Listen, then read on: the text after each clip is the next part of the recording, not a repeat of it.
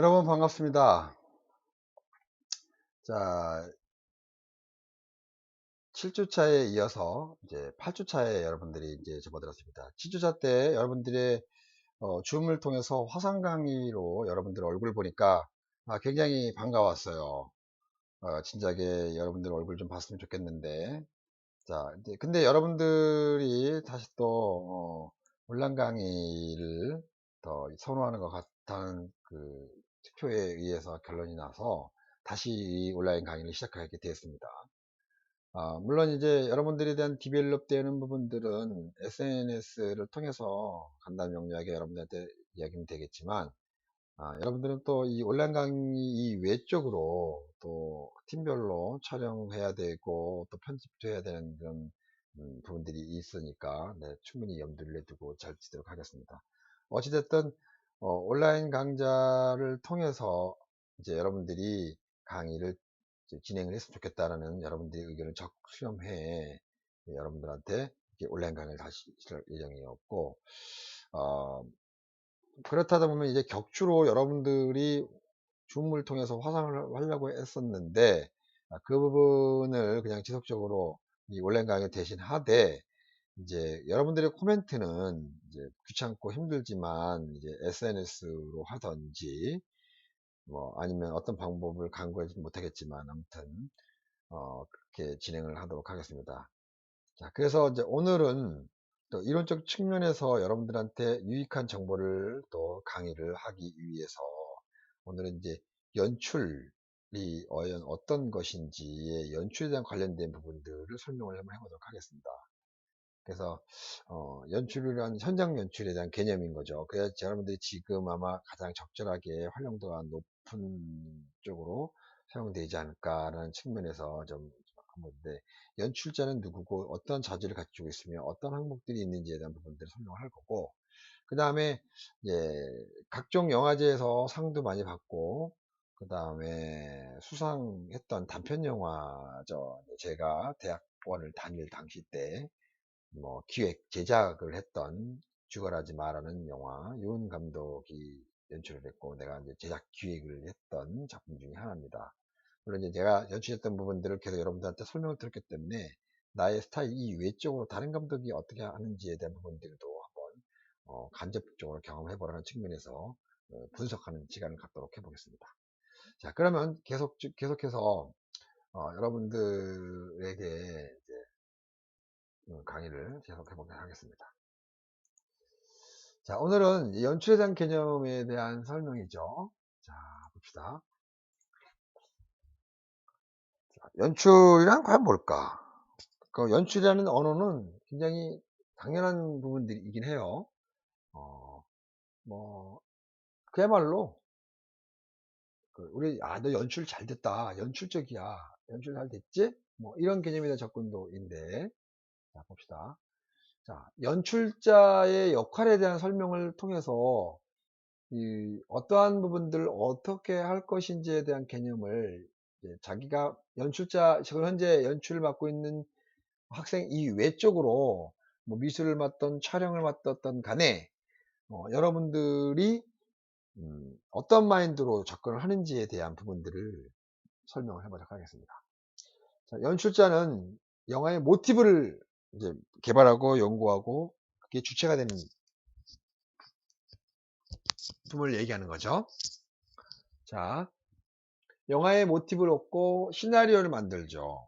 뭐 누가 써놓은 시나리오를 할지라도 본인 걸로 만들기 위해서 시나리오를 각색을 하거나 시나리오를 내 걸로 만드는 작업이 필요하죠.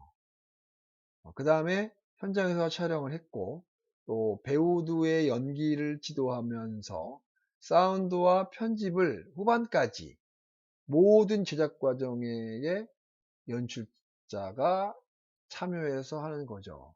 자, 거기에 포인트는 근데 왜 영화의 연출자를 왜 감독이라고 할까요? 감독이라고 하죠. 저도 역시나 밖에 나가고 배우들한테는 감독님이라고 호칭을 받습니다. 자, 그게 뭐냐면 영화의 시나리오는 시나리오 각색자에게 감독을 하고 현장에서는 모든 스태프한테 감독을 하고 배우에게나 사운드나 편집한테도 감독이라는 뜻은 무슨 의미죠? 잘 하는지에 대한 통솔과 컨트롤과 리더를 한다는 의미죠. 그래서 감독이라고 합니다. 사실은 감독이라는 명칭은 이렇게 함부로 붙여지는 경우는 아니라고 봅니다. 그냥 통상적으로는 다른 학교의 경우나 다른 학생들의 경우도 보면 연출님이라고 부르죠. 통상적으로. 아직은 감독으로서의 역할을 하는 것이 아니라 감독이 되기 위해서 과정을 배운다는 의미의 개념으로 접근하기 때문에 감독이라는 명칭을 사용하지 않고 연출자라고 합니다. 저는 이제 그 영화 감독 조합, 다시 말해서 대한민국의 영화 감독으로서 등재되어 있는 사람이 한 360명 정도 됩니다. 뭐 오늘 칸 영화제에서 대상을 받았던 봉준호 감독이 뭐 회장했던 감독 영화 한국 영화 감독 조합이라는 단체에 감독으로서 존재하기 위해서는 한 편 이상의 극장 개봉작의 장편을 만드는 경험이 있어야만 거기에 이제 등재가 되는 모양입니다.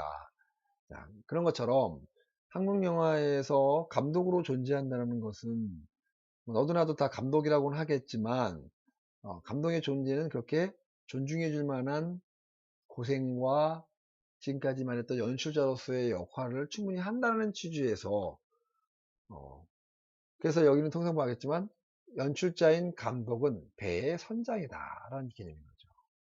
배의 선장입니다. 자, 그게 이제 바로 연출자가 해야 될 역할이긴 합니다.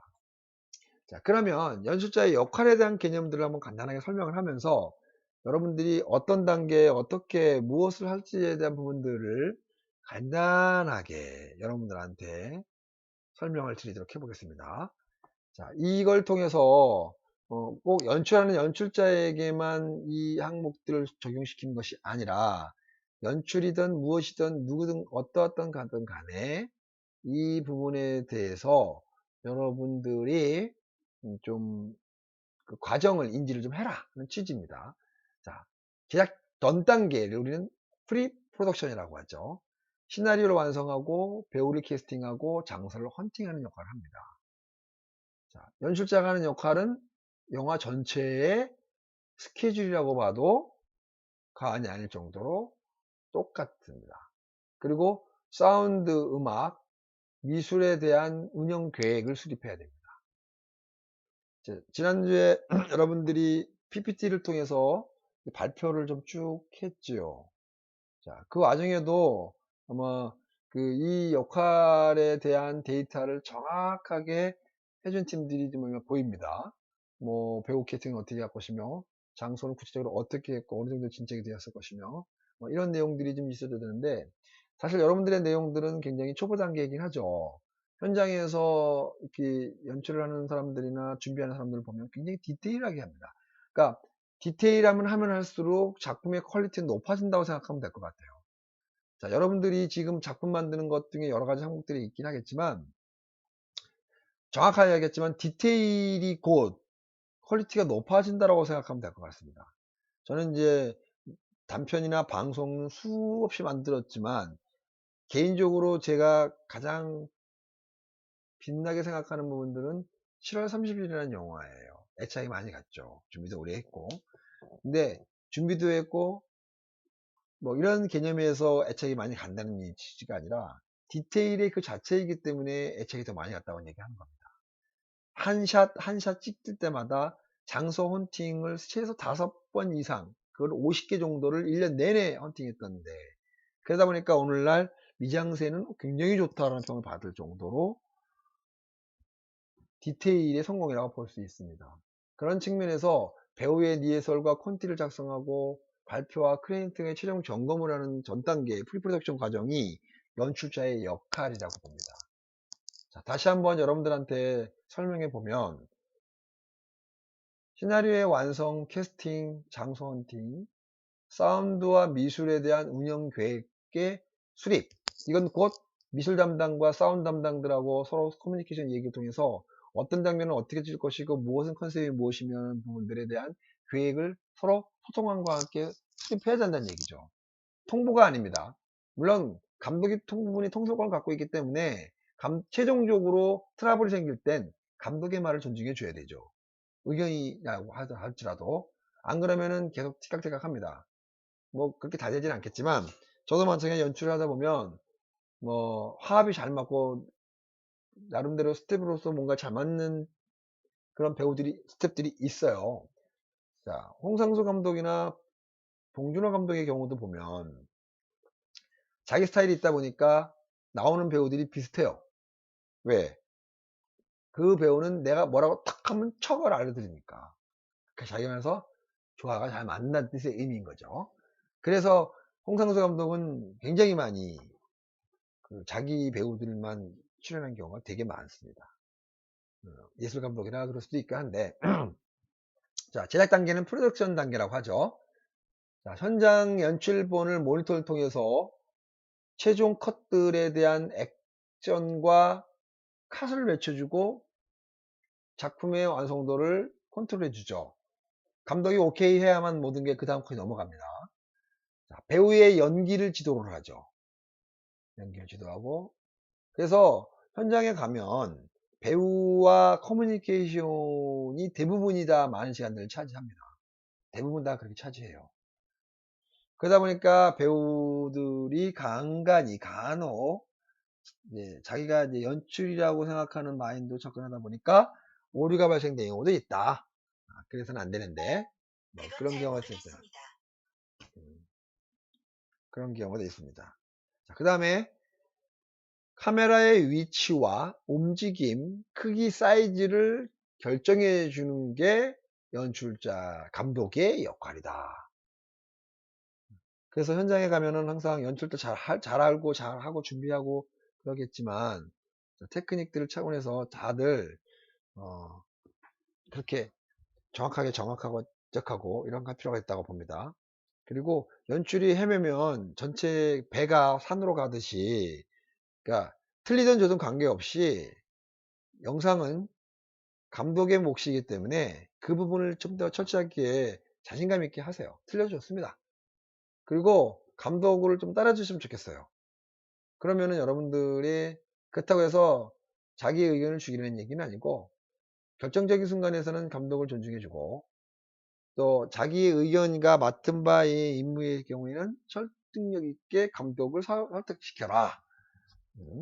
뭐 그런 개념입니다. 후반 작업에 대한 단계는 편집자를 선정하고 편집과 녹음, 음악을 해주죠. 그 다음에 배급회의를 하고 시사회를 하고 참석을 하고 언론하고 매체를 동시에 한다는 얘기죠. 네.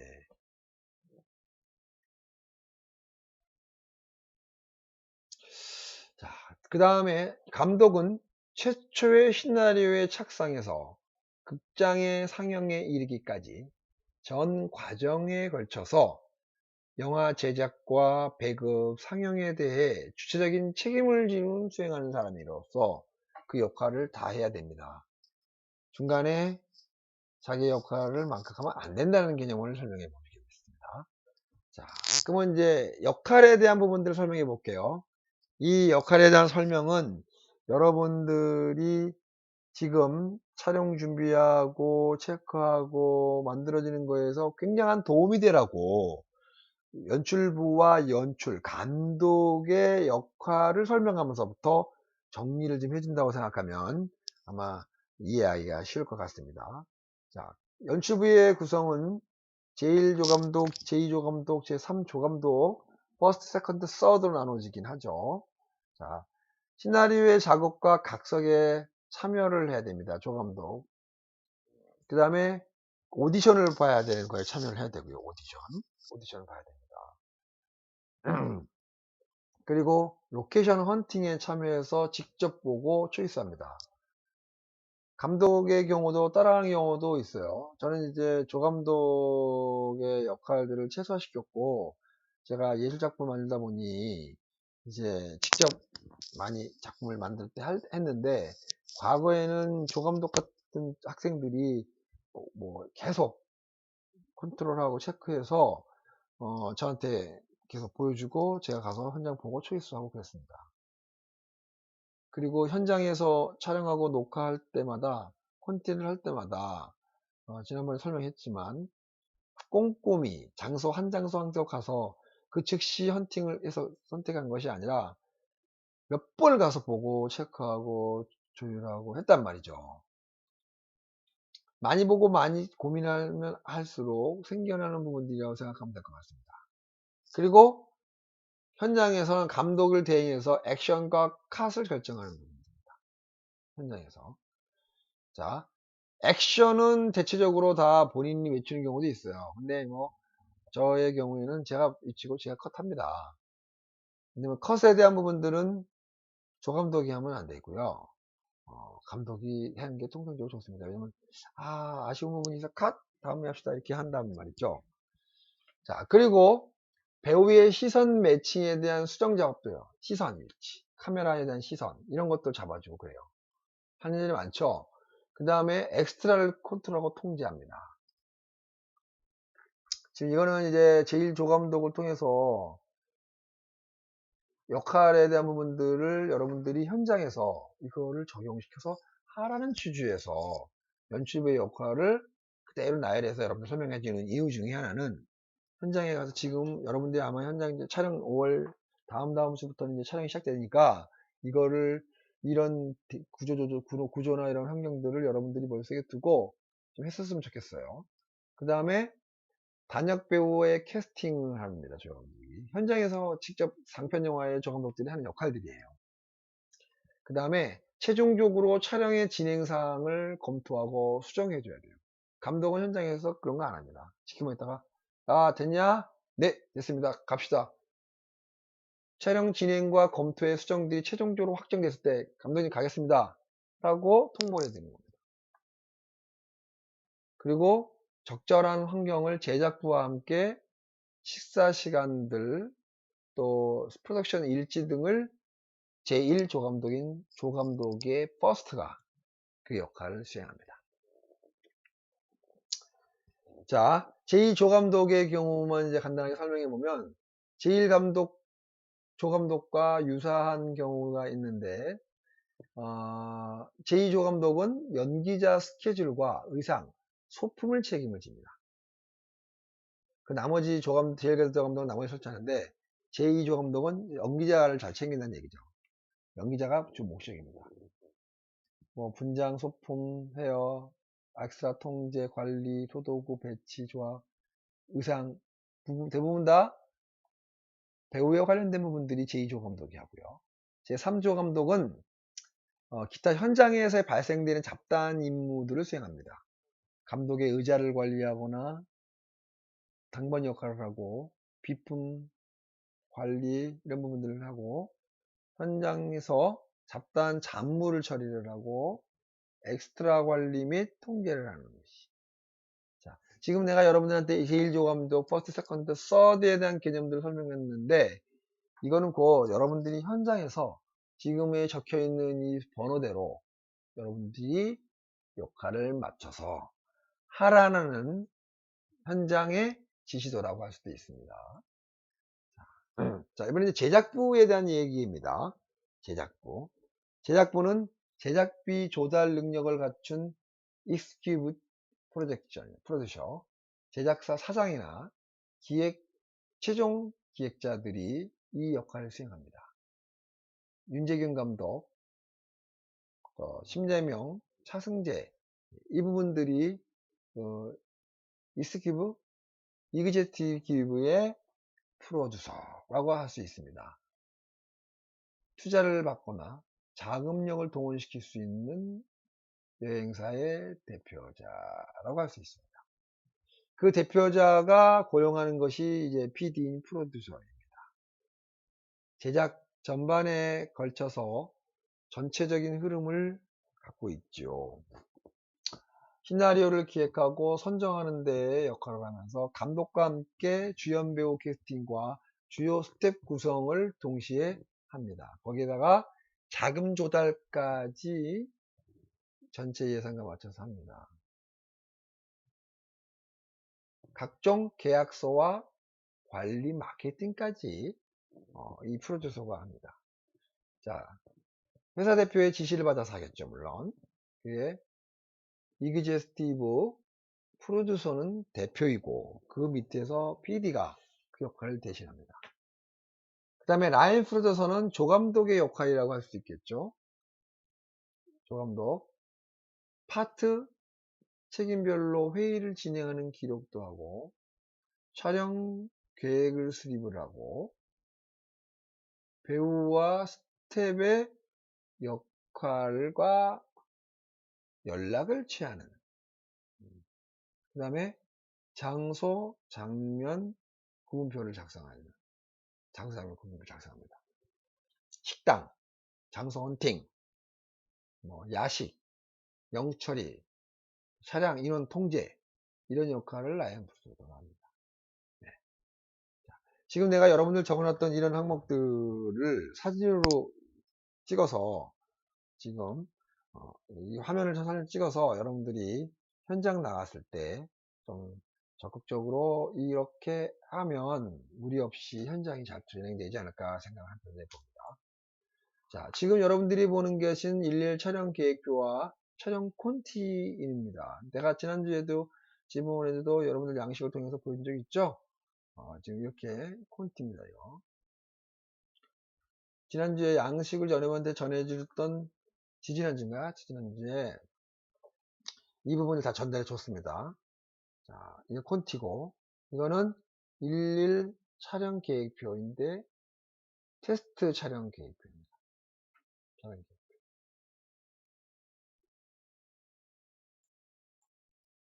자, 영화 감독론에 대해서 설명해봐. 감독론.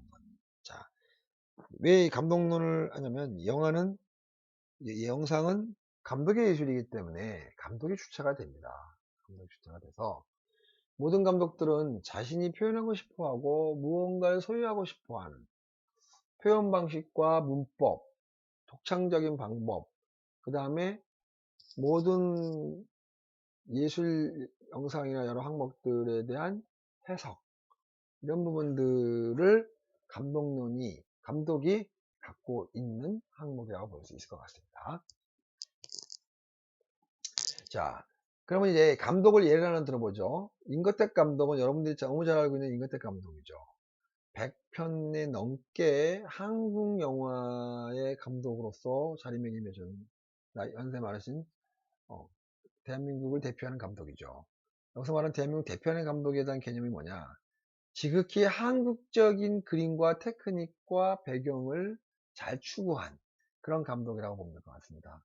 그래서 임근택 감독의 영화들은 한국만이 갖고 있는 독특함의 미장센, 그 다음에 주제, 이런 것들을 굉장히 많이 보여줬던 감독이라고, 그래서 한국을 대표하는 감독이라고도 칭합니다. 취하선, 취하선의 연출한 동기를 얘기를 들어보면 거듭나기를 거듭해가는 어떤 예술가의 이야기를 하고 싶었기 때문에 자기 자신과의 삶과 비슷하다는 개념이 취하선을 통해서 보여준 거예요. 자기가 너무 닮았다는 얘기죠. 왜 이제 이런 얘기가 나오냐면 봉준호 감독이 좀 있으면 얘기를 하겠지만, 봉준호 감독과 임근택 감독은 같은 감독이라 하더라도 임근택 감독은 도제식 시스템에 의해서 감독이 된 케이스에 우리는 통상적으로 임근택 감독의 세대라고 합니다. 그때 당시 때는 조 감독을 10년 넘게 어느 하나 감독 밑에서 진짜 벌이라고 하면 주문 받고 안 주면 안 받고 이렇게 거의 조수 같은 형태의 유형으로 추진을 하고 거기 따라다니면서 배워서, 그 말해서 쟁이가 도자기 쟁이, 예술쟁이, 국악의 쟁이 같은 형태의 유형으로, 쟁이 형태의 유형으로 밑에서 문화생이 돼가지고 꿋꿋하게 살아남는, 그래서 감독이 너 이제 입봉해라 라고 했을 때 입봉하는 감독을 우리는 통상 도제식 시스템의 감독이라고 합니다. 1990년도 이전의 감독들은 대부분 다 그런 감독입니다. 그래서 임근택 감독은 그때 당시 때 시대의 감독이라 그걸 다 이루고 오늘날의 감독이 됐습니다. 임근택 감독은 고등학교밖에 안 나왔어요. 그렇지만 한국의 거장으로서 자리매김하다 보니까 고등학교밖에 안 나온 환경인데 불구하고 대학 교수가 되겠죠. 그는 이제 실무로서는 그 누구보다도 뛰어난 감독이다라고 평을 받아서 그랬던 거라 볼 수 있을 것 같습니다. 자신이 체험한 심리적 경험과 닮은 자기의 인물을 남다른 애정으로 한국의 정서를 그대로 담은 그런 감독이라고 합니다. 길서뜸, 여러분들이 너무 잘 모르는, 저도 사실 이 길서뜸은 보긴 했지만, 이산가족 상봉에 대한 좌절을 그린 영화이긴 하죠. 우리나라의 가장 아픈 현실을 그대로 보여준다고 볼 수 있겠죠. 그런 영화라고 보면 될 것 같습니다. 자, 그래서 임권택 감독의 개인사와 연관되는 이미지를 보면, 길은 보편적인 이미죠. 길. 길. 길은 역사의 과거와 현재와 미래를 그대로 상징적인 의미를 가지고 보여주는 데 이미지 개념에 접근하면 할 것 같습니다. 그래서 임권택 감독의 연출한 영화들은 대부분이 다 길이라는 주제를 가지고 그래서 노드부위가 많아요. 뭐 서편제, 길서뜸, 취하선 다 이동하고 걸어다니면서 그런 개념인 거죠. 그래서 길이라는 것은 어느 한 곳에서 정착하지 못하고 여러 가지로 이리 갔다 저리 갔다 떠돌아다니면서 그 개인적인 떠돌아담 속에서 그 개인적인 삶, 느낌 이런 부분들을 그대로 살려주는 그런 역할을 해줍니다. 저는 개인적으로 임권택 감독 정도는 안 되지만 나름대로는 이미지를 갖고 있어요. 저는 바다를 갖고 있거든요. 해변가를 저는 많은 것들을 추구하고 있습니다. 그래서 제 영화는 대부분 다 해변가가 주로 이루어지고 있어요. 그 이유 중에 하나의 개념은 이제 임권택 감독은 길이라는 보편적인 이미지 속에서 인생의 삶과 미래와 과거와 현재를 보여준다고 한다고 그러면 감독마다 다 특징이 있겠죠. 저는 이제 바다의 경계선인 해안선을 중심으로 그 이미지를 추구하고 있고 이 뒤에 나오는 이 봉준호 감독에 대한 경우는 이제 사회의 이 신분 격차에서 오는 신분 격차 인물에서 그걸 찾아서 보여준 감독이라고 보면 될 것 같습니다.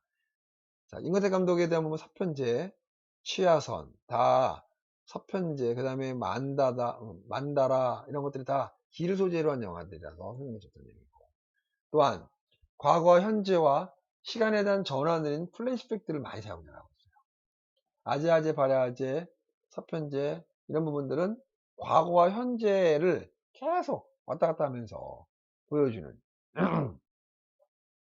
취하선의 경우에는 156신 중 92신이 과거를 돌아가는 그러한 정도로 플래시백을 굉장히 많이 사용한 감독이다. 이걸 이제 과거 중심의 감독이라고 보면 될 것 같습니다. 바로 이어서 이제 홍상수 감독의 영화 작품인데 제가 이제 홍상수 감독들에 대한 감독의 영화를 여러분들한테 많이 소개를 하죠. 자, 설정 화면에 대한 보면 시작은 다 인간의 활동에서 공간과 인간을 매칭을 시키면서 그 역이나 공항 같이 떠돌아다니는 공간에서 이야기가 시작되죠. 그래서 밤과 낮 잘 알지도 못하면서 영화들을 보면 다 시작들이 터미널의 경우예요. 밤과 낮은 파리의 공항이고 잘 알지도 못하면서는 버스 터미널이 첫 장면이 시작돼요. 그리고 해변의 여인은 건물의 앞 거리에서 이야기가 시작돼요. 대부분이 다 인간은 이 어느 날 정착을 하지 않고 많이 머물고 돌아다니면서 오면서 그에 대한 상징적인 의미, 인간에 대한 고뇌, 미래, 현재, 과거에 대한 형태 이런 부분들을 그대로 살려주고 있단 말이죠. 여러분들이 지금 해변의 여인은 이제 고현정이가 나와서 어 그 여러 가지 환경들을 이제 김승호와 이 여자의 일상들을 그대로 보여주는 그런 영화죠.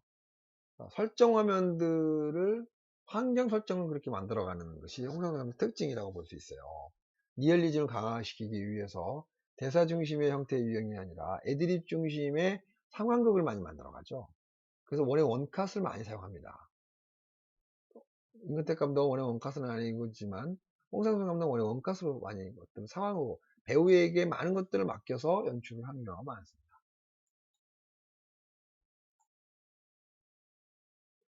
자, 여러분들이 이제 보시면 알겠지만 이 동영상 재수가 없답니다. 이게 지금 유튜브에서 실행이 안 되는 이유는 저작권 때문에 그래요. 자, 홍상수 감독은 인물의 움직임에 따라서 시간과 공간이 뒤바뀌는 노드무비 형식을 갖추고 있어요. 그러니까 노드무비라는 갱태의 유형들이 예술 영화로서 많이 나오죠. 이게 예를 들어서 임건택 감독도 마찬가지고 홍상수 감독도 마찬가지입니다. 노드무비들이 주는 가장 길이라는 것에 대한 개념이 주는 것은 과거와 미래와 현재들을 상징적 의미를 갖고 있거든요. 길. 가고 있다는 의미죠. 그죠? 자, 홍상수 감독이 서사의 여러 가지 환경들은 시간과 공간들을 주고받고 움직이고 하는 거죠. 그리고 그 안에 모티브를 만들어주는데, 자, 밤과 낮의 경우에 그 감독의 스타일을 한번 보면, 첫 번째, 한 남자가 바보스러운 이유로 집을 떠나 도피하는 것을 이야기하셨고요. 밤과 낮. 프랑스로 떠나죠, 프랑스로. 두 번째는 누군가의 거짓말로 인해서 그 남자가 집으로 다시 돌아오는 것. 이게 밤과 낮. 두 이야기의 모티브에서 이야기가 시작된다. 또 홍상수 감독의 첫 번째 강원도의 힘은 최근에 방송에서도 나왔지만 강원도의 힘의 경우는 보면 여행에서부터 이야기가 시작돼요. 여행에서 지수역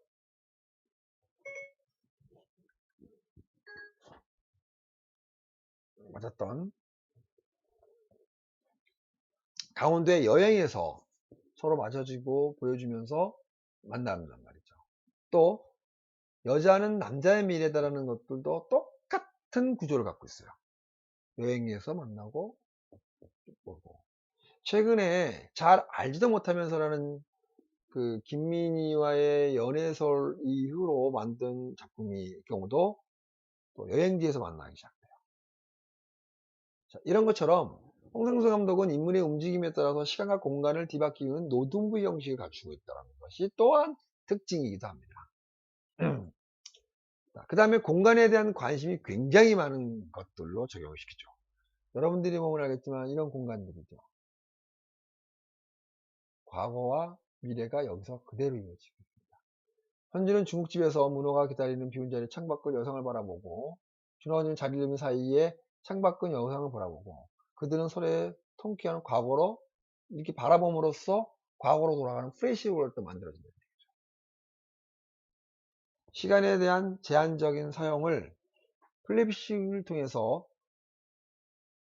머무는 공간으로서 사용해요. 임건택 감독은 플래시백, 과거를 그냥 기설적으로 돌아간다고 하면 홍상수는 과거를 직접 돌아가진 않아요. 공간을 이용해서 공간에서 과거를 회상하게끔 만들어주죠. 직접 현장에 보여주지 않고 공간을 통해서 그 이미지의 잔재나 그 흔적들을 통해서 보여준다는 얘기죠. 표면을 포착하거나 그 배우에 대한 부분들을 설명할 때 시간을 압축을 굉장히 잘해요. 그런 부분들이라고 보죠. 공간에 대한 부분들 많이 나옵니다. 그리고 홍상수 감독은 잠깐만요. 이거 연결해야 됩니다. 안 하면 이게 잘못돼가지고 꼭 해야 나옵니다. 자, 롱테이크를 선호하고 고정 카메라의 움직임 줌인 줌아웃을 과잉으로 사용하고 있습니다. 이게 특징입니다. 굉장히 특징이죠. 홍상수 감독에 대한 롱테이크라는 것은 알죠? 테이크 하나를 통해서 길게 촬영하면서 10초 내외인 상업영화의 컷에 비해서 홍상수 감독 영화는 2분 이상, 10분 편집 없이 원의 원컷으로 롱테이크로 많이 선호를 하죠. 다시 말해서 홍상수 감독만의 독특함이라고 볼 수 있습니다. 홍상수 감독 영화만에서 찾을 수 있는 테이크죠. 여러분들은 홍상수 영화를 많이 맞지 못했기 때문에 어떻게 될지 모르겠지만 한번 보면 그런 느낌이 와요. 그러니까 다시 말해서 컷을 잘라서 나누어서 배우의 연기를 보여주지 않고 롱테이크를 통해서 연극적인 분위기 같은 느낌을 그대로 유지시켜 준다는 거죠. 연극이 풀샷이죠.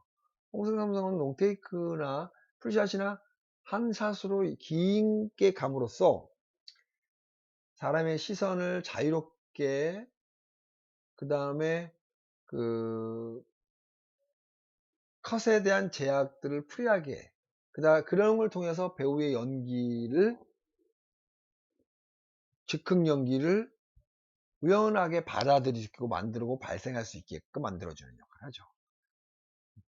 그것이 홍상수 감독의 스타일입니다. 그게 독특함으로써 인정되어서 각종 영화제에서 많은 호평을 받는 영화도 볼 수 있습니다. 자, 지금 이제 봉준호 감독에 대한 개념이죠. 임건택, 홍상수, 봉준호까지 굉장히 스타일이 다 다릅니다. 자, 봉준호 감독의 스타일의 경우는 첫 번째는 디테일이에요, 디테일. 디테일한 연출들을 굉장히 많이 합니다. 그러니까 관객들이 어떠한 장면에 어떻게 어떤 방법으로 할 것인지에 대한 고민을 하는 부분들이 봉준호 감독의 역할입니다. 봉준호 감독은 그 인물에 대한 구체적인 표정을 통해서 뭐 그 뭐랄까 움직임, 다시 말해서 인간이 마음으로써 움직일 수 있는 항목들을 그대로 보이는 거죠. 자, 예를 들어 살인의 추억의 경우를 보면 운동화끈이 풀려져 있는데 급한 상황이고 긴박한 상황인데 이렇게 운동화끈을 보여주면서 그 부분에 대한 부분들을 봉준호 감독이 말하고 싶어하는 퉁크툼을 통해서 보여주고 있다는 얘기죠.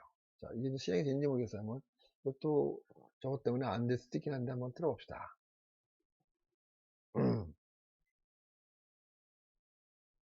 이, 지금 이 컴퓨터가 너무 잘 안 돼서 그냥 생깁니다. 괴물에서 분향소. 살인의 추억은, 괴물은 2006년, 살인의 추억 2007년 잘못된 겁니다. 1907년.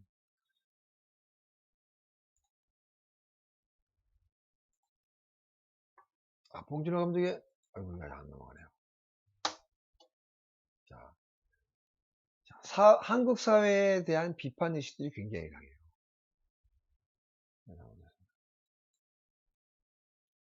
그 지리멸렬라는 그 봉준호 감독이 아카데미에서 공부할 당시 때 만든 단편 영화인데 지리멸렬이 굉장히 유명한 영화입니다. 그때도 그 가진 자와 그러니까 한국 사회의 비판적인 그 사회 의식을 가지고 있는 거죠. 그러니까 이제 사회 구조에 대한 부분들의 성찰을 굉장히 많이 갖고 있어요. 그게 오늘날의 기생충으로 녹아나서 전 세계가 고민하고 있는 적절한 시기에 어, 성공한 케이스라고 볼 수 있을 것 같습니다.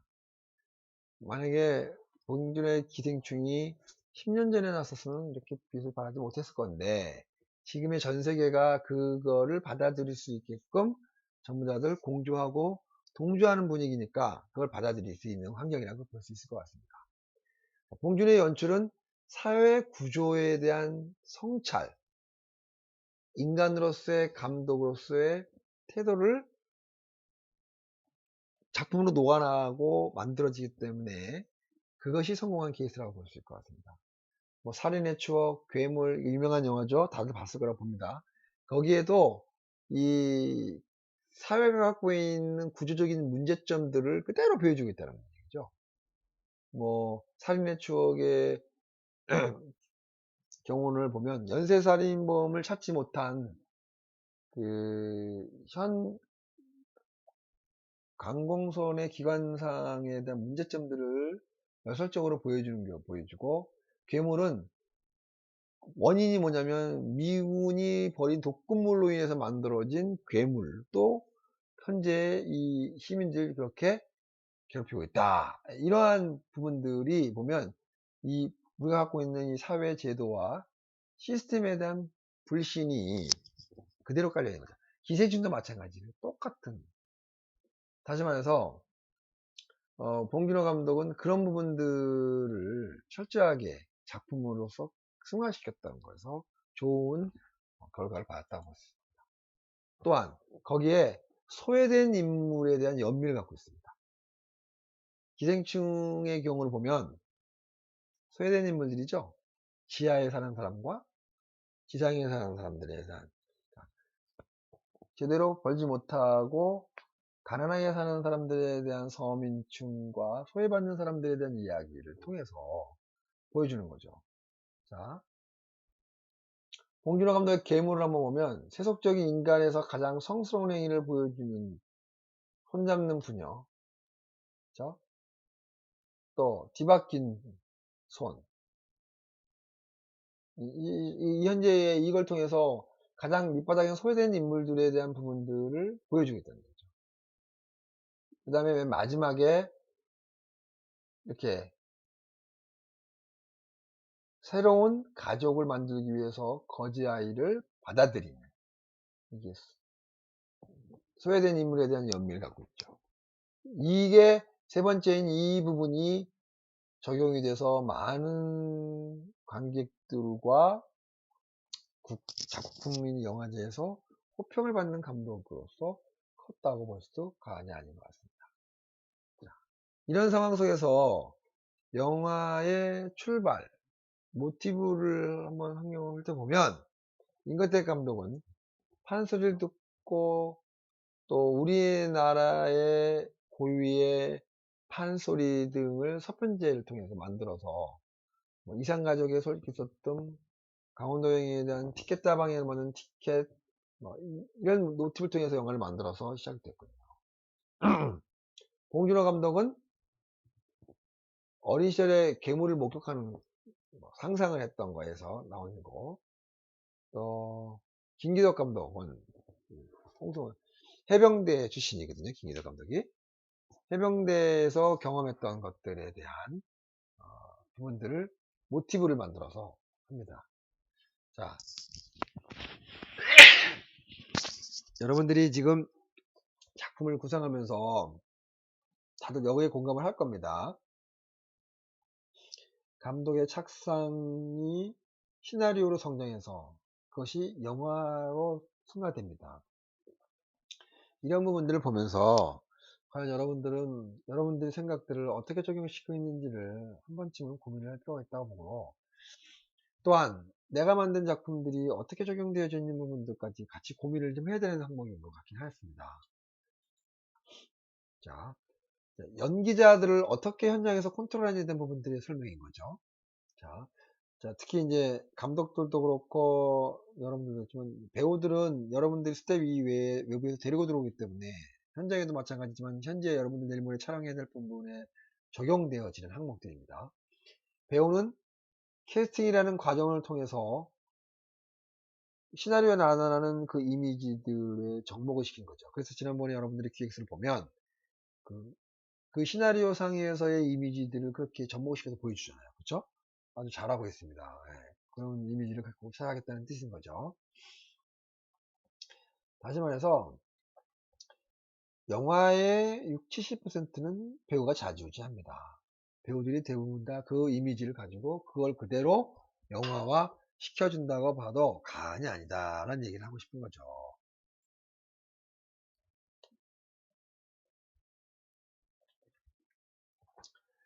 자, 송강호의 이미지는 어떤 의미일까요? 코믹한 연기자의 이미지죠. 넘버3에서는 두목으로 나오고, 그죠? 여러분 영화 봤을까요? 반치광에서는 은행원의 프로슬러 나오고 코믹 연기를 소화하는데 굉장히 역할을 많이 해요. 살인의 추억도 형사로 나오는데도 어설픈 형사였죠. 예. 이미지 자체를 그렇게 끌고 갔습니다.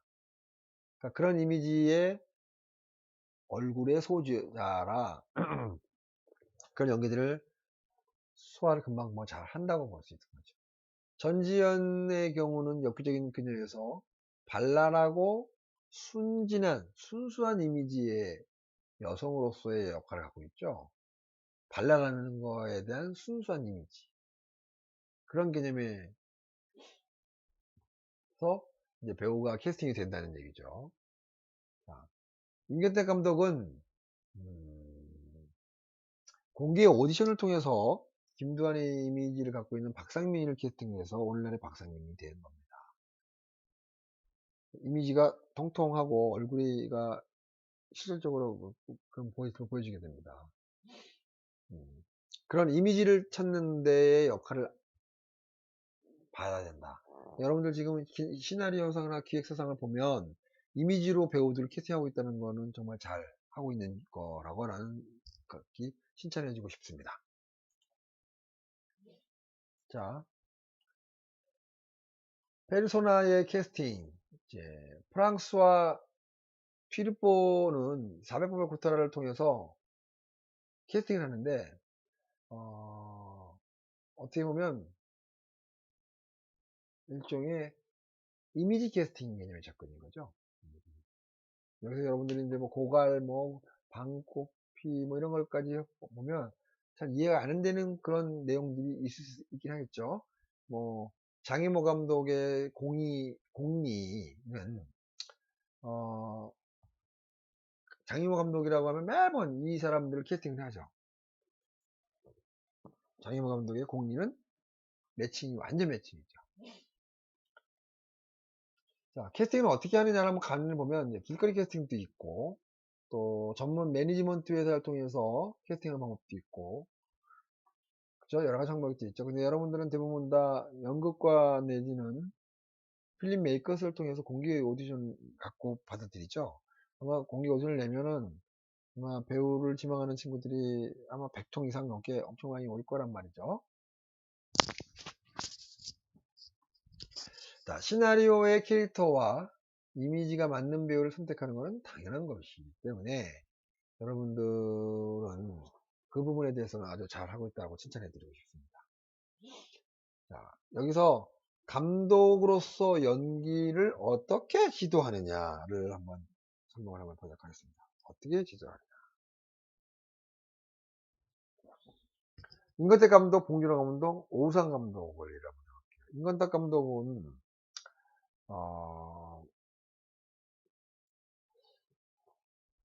초창기에 배우의 연기를 뽑아내기 위해서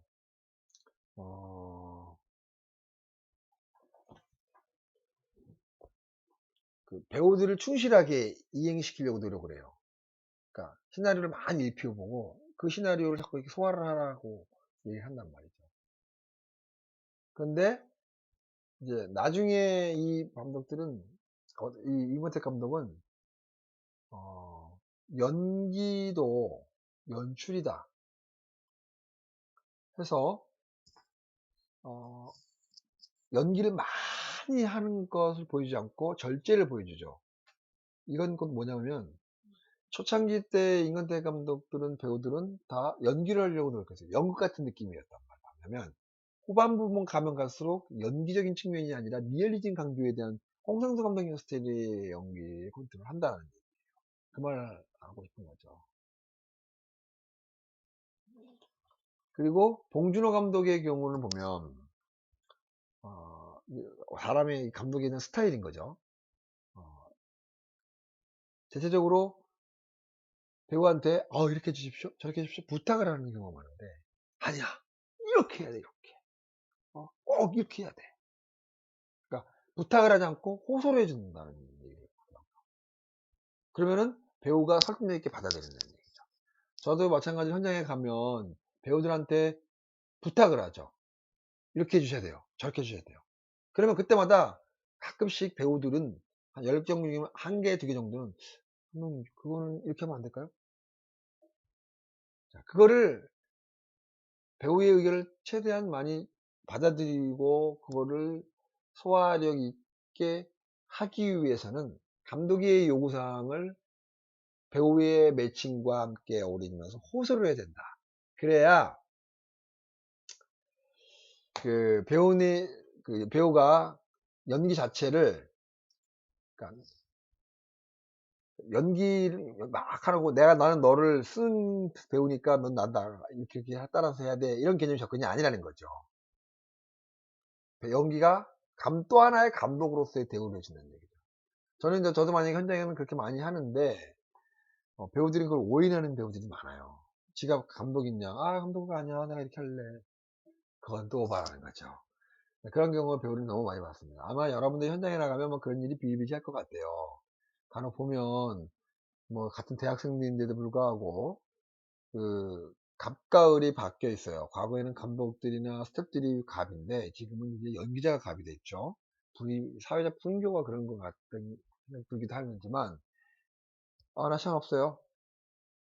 이렇게 하다 보니까 자꾸 이제 시간이 쫓기다 보니까 그 연출자들이 자꾸 연출을 허덕허덕거리면서 못하고 디디디고 막 어설프게 끝나는 경우가 많은 경우가 여기에 있다고 봐야 되죠.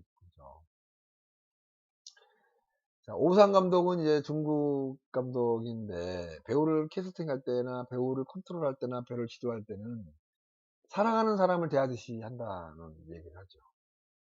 감독은 그 배우와 사랑에 빠져야 한다라고 주장하는 사람입니다. 정답입니다. 그 부분에 대해서는 절대 공감합니다.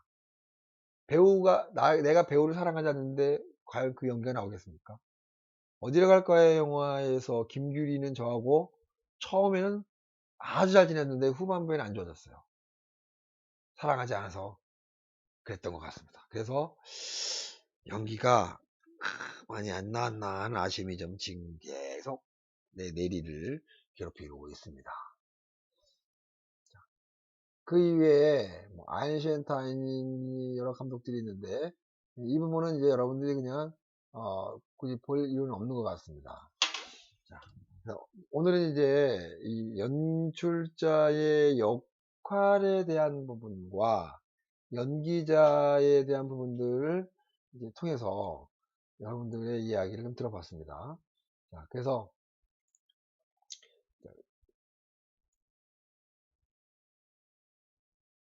녹화 되고 있는 거죠?